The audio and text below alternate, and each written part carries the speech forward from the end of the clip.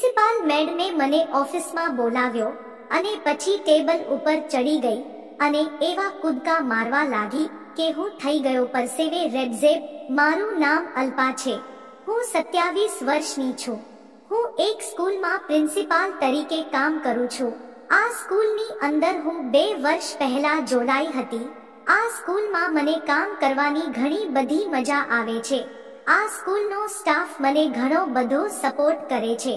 જ્યારે હું પહેલી વખત આ સ્કૂલમાં આવેલી હતી ત્યારે ઘણા બધા સાહેબો હતા, પરંતુ ધીમે ધીમે તે સાહેબોને મેં કાઢી નાખ્યા અને ત્યારબાદ આખો જે સ્ટાફ હતો તે લેડીઝનો કરી નાખ્યો હતો. પરંતુ હજી પણ સ્ટાફમાં 1-2 સાહેબ રાખેલા છે, કારણ કે તેઓ મને ખૂબ જ પસંદ છે. આ બધી વાત મેં તે લોકોને કરી નથી, પરંતુ તેઓ મને પસંદ હોવાને કારણે હજુ સુધી મેં તેને કાઢ્યા નથી. મને ખરેખર તેઓની સાથે રહેવું ખૂબ જ ગમે છે. એની સાથે મારો સ્કૂલનો સમય કેવી રીતે નીકળી જાય છે તે મને પણ ખ્યાલ રહેતો નથી. મારી ઉંમર ભલે 27 વર્ષની હોય, પરંતુ હજુ સુધી મારા લગ્ન થયા નથી, જેના કારણે મારી કેટલી બધી અંગત ઈચ્છાઓ હજી સુધી પૂર્ણ નથી થઈ. અત્યારે તો હું મારી ઈચ્છાઓ પોતે પૂર્ણ કરી લઉં છું, પરંતુ મારે કોઈ એવો દોસ્ત જોઈએ છે કે જે મને મજા આપી શકે, જેની માટે હું અવારનવાર તેની તપાસ કરતી હોઉં છું. હું એક પ્રિન્સિપાલ છું અને મારા નીચેના હોદ્દા ઉપર 1-2 સાહેબ છે, પરંતુ તેમને કેવી રીતે હું મારી ઈચ્છાઓ જણાવી શકું તે વિચારીને હું હંમેશા મૂંઝાતી હોઉં છું. પરંતુ હવે મારાથી રહેવાય તેવું નહોતું. મને લાગતું હતું કે મારે તે લોકોને મારી ઈચ્છાઓ કહેવી પડશે, જેના કારણે એક વખત તેઓની સાથે મુલાકાત કરીને મીટિંગ કરવાનું વિચાર્યું. ત્યારે બપોરના 3 વાગી ચૂક્યા હતા. મોટા ભાગના લોકો તેના ઘરે જઈ ચૂક્યા હતા. સ્ટાફની અંદર માત્ર જે સાહેબો મને ગમતા હતા તે હતા, જેથી મેં તેઓની સાથે વાતચીત કરવાનું વિચાર્યું. તેઓને સ્ટાફ રૂમની અંદર કોલ કર્યો.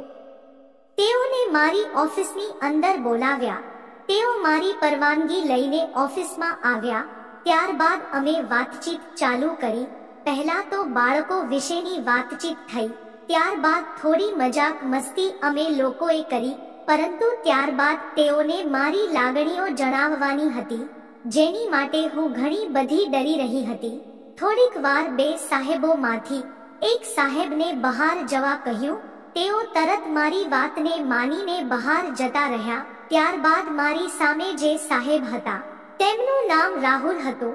તે ખૂબ જ સુંદર દેખાઈ રહ્યા હતા. તેણે આજે ટી-શર્ટ અને જીન્સ પહેરેલું હતું.